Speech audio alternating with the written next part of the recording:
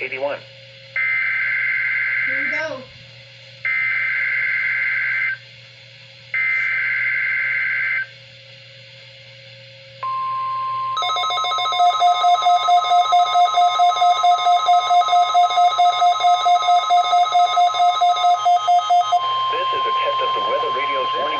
This is a test of the potentially dangerous weather situations or other emergencies.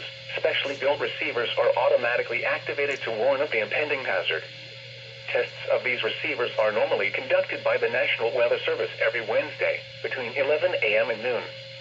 Reception of this program and the warning alarm will vary at any given location. The variability becomes more noticeable at greater distances from the transmitter.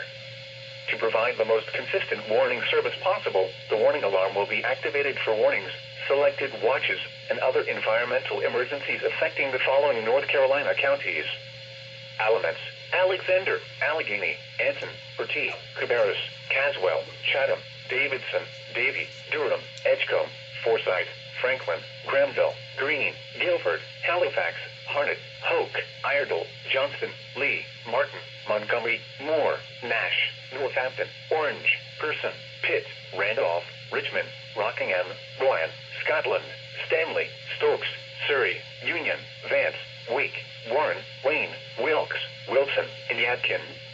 The warning alarm will also be activated for the following counties in South Carolina: Chesterfield and Marlborough, and the following counties in Virginia: Brunswick, Carroll, Grayson, Henry, Mecklenburg, Patrick, and Pittsylvania. This includes the independent cities of Galax, Martinsville, and Danville.